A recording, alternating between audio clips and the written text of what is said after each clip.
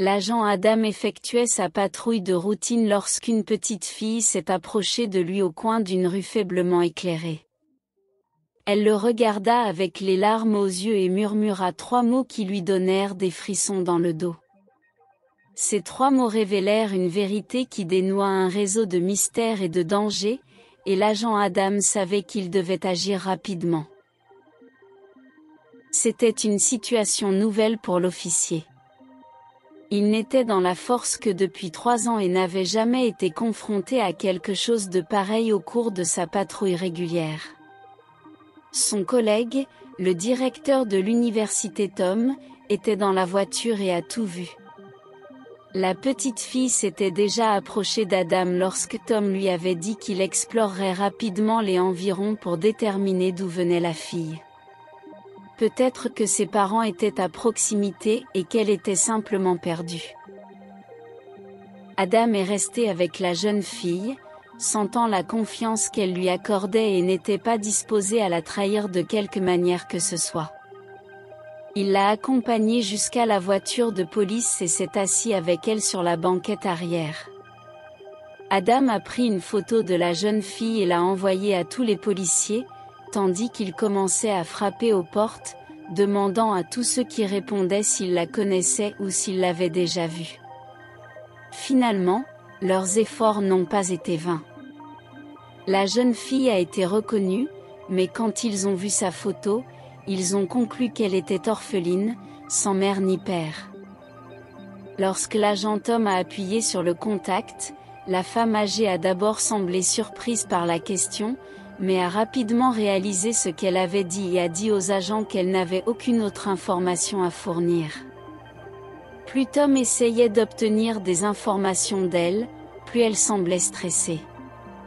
Finalement, elle a fermé la porte, ne laissant à Tom d'autre choix que d'envisager de l'arrêter ou d'obtenir un mandat de perquisition pour fouiller la maison à la recherche de plus d'indices. Pour l'instant, leur recherche était dans une impasse. Même avec quelques informations, ils n'avaient toujours aucune idée d'où venait la jeune fille. Même si la femme âgée avait raison de dire que la jeune fille était orpheline, la question était, où était-elle pendant tout ce temps? Si elle avait vécu dans la rue, elle aurait certainement été remarquée depuis longtemps. Qui a pris soin d'elle pendant toute cette période? Aidez-nous à atteindre l'objectif d'1 millier d'abonnés, inscrivez-vous et laissez votre like et votre commentaire, cela nous motive à proposer plus d'histoires comme celle-ci. Tom s'est présenté à Adam, qui attendait toujours avec la jeune femme sur la banquette arrière de la voiture de police. L'étape suivante consistait à l'emmener au poste de police et à régler le problème à partir de là. Sur le chemin du retour au commissariat, les 2 policiers ont discuté de la meilleure mesure à prendre. Bien sûr, ils doivent faire passer un message dans toute la ville, indiquant qu'ils ont retrouvé la jeune fille et que son tuteur doit se présenter immédiatement au commissariat de police. Cependant, si cela ne fonctionnait pas, ils devraient simplement l'envoyer dans un orphelinat. Après le retour en voiture, les policiers Adam et Tom ont rapidement lancé une alerte dans toute la ville, publiant la photo de l'orpheline sur plusieurs plateformes. Alors que l'image circulait dans la ville, des appels ont commencé à inonder le commissariat, chacun représentant un indice potentiel qui pourrait résoudre le mystère de l'identité de la jeune fille. Cependant, bon nombre de ces indices ne faisaient qu'approfondir la confusion. Une tournure intrigante, bien que susciter à la fois intérêt et scepticisme, s'est produite lorsqu'une information anonyme a redirigé Adam et Tom vers un quartier aisé, avec ses pelouses bien entretenues et ses vastes domaines, un contraste saisissant avec les rues faiblement éclairées où ils ont trouvé la petite fille. La question s'est posée de savoir quel lien, s'il y en avait, il y aurait entre ce monde raffiné et l'histoire mystérieuse de l'orphelin. Les habitants du quartier riche qui l'ont rencontré étaient polis, mais leur réponse portait un air de scepticisme indubitable. Cette jeune fille pouvait-elle vraiment être inconnue dans une communauté où tout le monde semblait tout savoir de ses voisins? De retour au poste de police, Adam et Tom se sont penchés sur des cartes et des dossiers, à la recherche d'un lien possible entre la jeune fille et le quartier riche. Le manque de connexion n'a fait qu'approfondir le mystère qui les entourait. Alors qu'ils traversaient à nouveau le quartier riche, une réaction soudaine de la jeune fille attira l'attention d'Adam. Alors qu'ils passaient devant un manoir particulièrement grandiose, leurs yeux s'écarquillèrent et leurs petites mains serrées en poing. Cette réaction inattendue a suscité un grand intérêt chez Adam et Tom. La question s'est posée, y avait-il un lien caché entre la jeune fille et cette somptueuse demeure? Décidant de suivre cet exemple, ils se sont approchés du manoir et ont été accueillis par son propriétaire, une personnalité connue pour son importance dans la communauté. Il les a accueillis avec un air poli et inquiet, mais en voyant la photo de la jeune fille, il a rapidement nié toute connaissance d'elle. Alors que la conversation avec le propriétaire du manoir se poursuivait, Adam et Tom ne pouvaient se débarrasser d'un soupçon tenace. Sous couvert d'une enquête de routine, les policiers ont demandé l'autorisation de jeter un œil au manoir. Alors qu'ils parcouraient les couloirs opulents, ils gardaient un œil attentif sur la jeune fille, qui restait silencieuse mais visiblement tendue. Chaque regard qu'elle jetait autour du manoir semblait véhiculer une histoire inédite. En quittant le manoir avec plus de questions que de réponses, Adam et Tom ressentirent un sentiment croissant d'incertitude. Le déni poli des propriétaires et les réactions silencieuses de la jeune fille ont créé un puzzle qui ne s'emboîtait pas parfaitement. De retour à leur bureau, ils ont commencé à éplucher les différentes couches de la vie du propriétaire du manoir, passant au peigne fin les dossiers financiers et les interactions passées.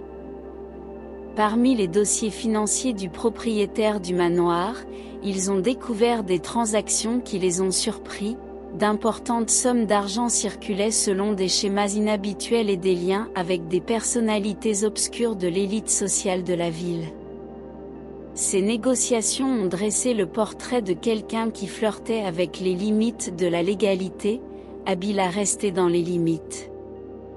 Malgré ces découvertes, rien de ce qu'ils ont trouvé n'a pu relier directement le propriétaire du manoir à la jeune fille, avec des preuves concrètes incontestables.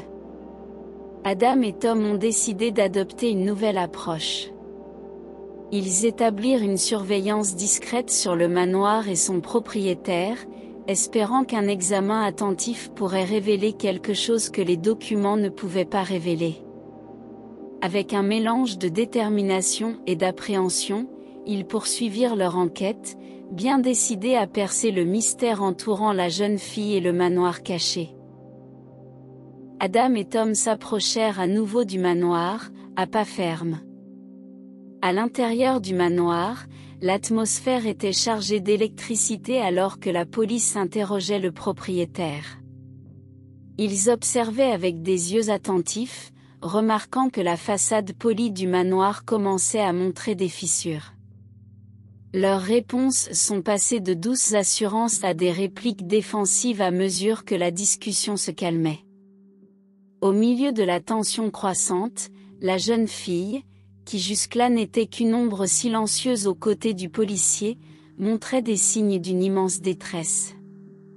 Dans un moment aussi fragile qu'inattendu, sa voix, qui auparavant était à peine audible, traversa l'air dense. Ses paroles étaient douces, mais elles portaient le poids de 1000 horreurs inexprimées. Cette révélation simple mais effrayante se tenait dans la pièce comme un spectre, changeant instantanément le récit de l'enquête. Avec un mélange de choc et de détermination, Adam et Tom arrêtèrent le propriétaire du manoir, dont le calme précédent cédait maintenant la place à un regard incrédule.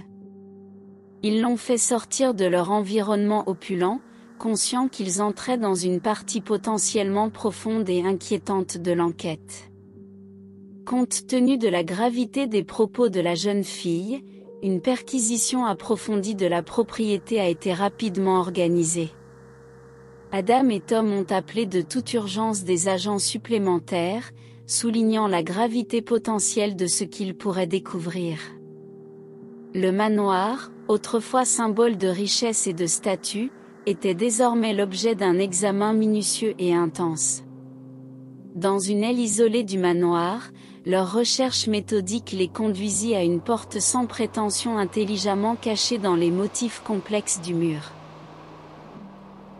La découverte de cette zone cachée a provoqué une vague d'appréhension au sein de l'équipe.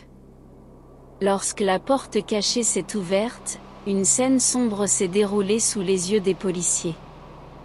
Chaque espace confiné révélait un autre enfant, chacun semblant aussi déconcerté et négligé que la première fille rencontrée.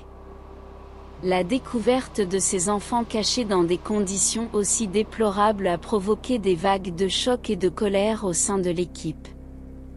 Il est devenu effrayant de constater qu'eux et les autres enfants avaient été utilisés comme de simples sources de revenus, dans le cadre d'une exploitation méprisable cachée sous un vernis de richesse et de respectabilité. Avec chaque document et témoignage des enfants sauvés, l'horrible réalité de la situation est devenue plus évidente. Le propriétaire du manoir dirigeait une sinistre opération, exploitant des enfants vulnérables à des fins financières.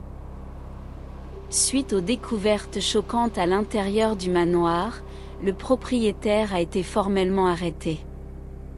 Les accusations portées contre lui étaient graves et nombreuses, englobant l'exploitation des enfants, la négligence et toute une série de crimes connexes. Alors que la nouvelle de cette affaire se répandait, la communauté locale a réagi avec un mélange de choc, de colère et de profonde sympathie. Les enfants étant désormais en sécurité, la prochaine étape cruciale serait de leur trouver un nouveau foyer. Les agences de protection de l'enfance, soutenues par le soutien de la communauté, ont travaillé dur pour identifier les familles adoptives et les foyers d'accueil. Ces efforts ont été guidés par un engagement profond à garantir que chaque enfant soit placé dans un environnement aimant et stimulant, un contraste saisissant avec l'ombre dont il a été sauvé.